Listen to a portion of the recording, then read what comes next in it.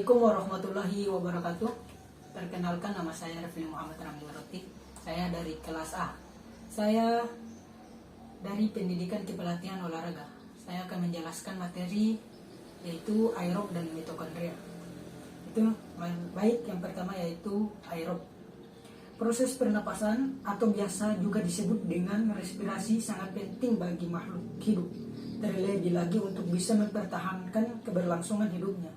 Salah satunya adalah untuk bisa mendapatkan energi. Dalam proses penghasilan energi, respirasi dibagi menjadi dua bentuk, respirasi aerob dan respirasi anaerob. Yang menjadi perbedaan utama dari keduanya adalah ketergantungan terhadap oksigen. Respirasi aerob adalah proses respirasi yang membutuhkan oksigen, sedangkan respirasi anaerob tidak membutuhkan oksigen. Energi yang dihasilkan dari proses ini akan membantu kita dalam beraktivitas sehari-hari. Baik, respirasi aerob adalah sebuah reaksi katabolisme yang memerlukan suasana aerobik dan proses keberadaan oksigen O2. Sangat dibutuhkan yang menghasilkan energi dengan jumlah yang besar. Energi tersebut dikenal dengan kode ATP. Energi ATP digunakan oleh sel dalam tubuh makhluk hidup untuk menunjang pertumbuhan, gerak, transportasi, reproduksi, dan kegiatan yang lainnya. Rumus aerob yaitu C6H12 tambah 6O2 sama dengan 6HCO2 tambah 6H2O. Baik, tahapan respirasi aerob terbagi atas beberapa macam, yaitu yang pertama glikolisis. Pada proses ini terjadi pemecahan glukosa, 6 atom atau karbon, menjadi asam perupat 3 atau atom karbon. Proses ini berlangsung di sitoplasma dalam dua jenis reaksi, endergonik atau membutuhkan ATP dan ensergonik menghasilkan ATP. Pada tahap ini akan menghasilkan 2 ATP, 2 asam perupat, dan 2 NADH. Asam perupat yang dihasilkan akan digunakan sebagai bahan pada proses selanjutnya, yaitu dekarboksilasi oksidatif. Dekarboksilasi oksidatif bisa juga disebut sebagai reaksi antara karena dekarboksilasi oksidatif merupakan reaksi sebelum masuk ke tahap selanjutnya, yaitu siklus Krebs. Pada proses dekarboksilasi oksidatif terjadi perubahan satu asam perupat menjadi satu asetil CoA. Di tahapan glikolisis, jumlah satu senyawa glikosa akan menghasilkan 2 asam perupat. Akibatnya akan terbentuk pula 2 asetil CoA. Proses ini juga membentuk koenzim A yang akan menghasilkan 2 NADH dan NAD+. 2 molekul asetil CoA akan menuju tahapan berikutnya, yaitu siklus Krebs. Hasil dari siklus Krebs adalah senyawa yang berfungsi sebagai penyedia kerangka karbon untuk sintesis senyawa lain, 3 NADH, 1 FADH2, dan 1 ATP untuk setiap satu asam perupat. Karena input substrat sebelumnya adalah 2 asetil CoA untuk setiap satu molekul senyawa glukosa, maka hasil yang didapatkan dari siklus Krebs pada proses respirasi ini adalah 2 ATP, 6 NADH, dan 2 FADH. Bisa disimpulkan hasil dari proses siklus Krebs ini adalah 2 ATP, 4 CO2, 6 NADH, dan 2 FADH2.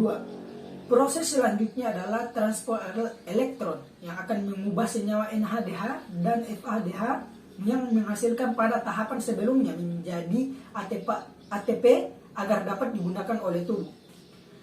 Transport elektron atau fosforilasi oksidatif adalah tahap di mana terjadi pengubahan NADH dan FADH menjadi energi yang terbentuk ATP agar bisa digunakan oleh tubuh. Tempat berlangsungnya tahapan transport elektron berada di bagian mitokondria, tepatnya di membran dalam kristal mitokondria.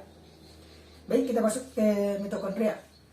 Mitokondria adalah salah satu organel yang ada di dalam sel berfungsi sebagai tempat berlangsungnya fungsi respirasi pada sel pada makhluk hidup.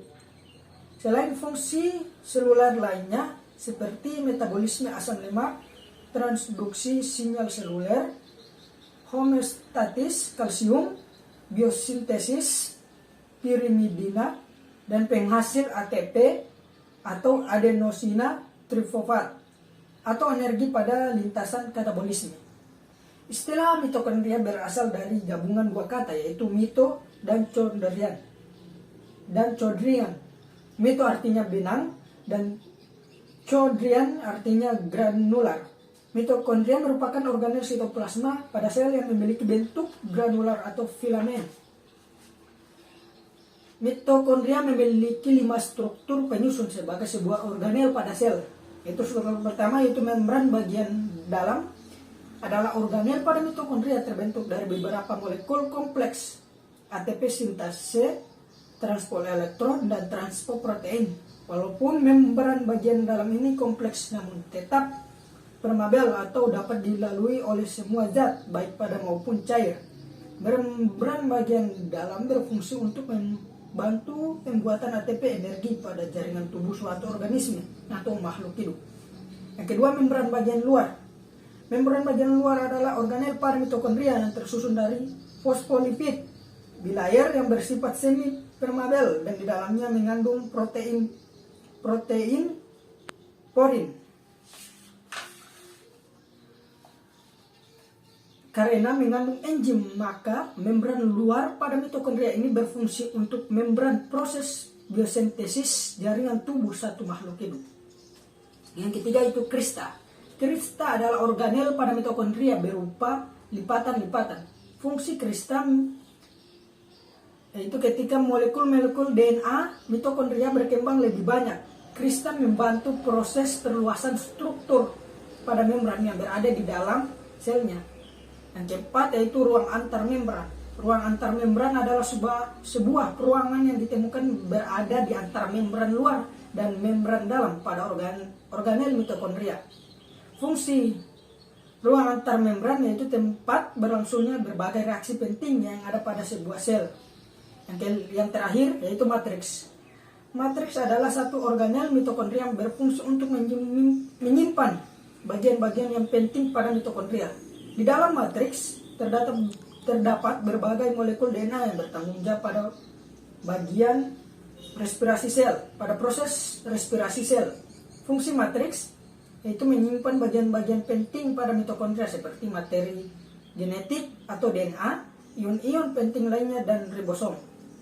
Baik, kita masuk ke fungsi mitokondria. Fungsi mitokondria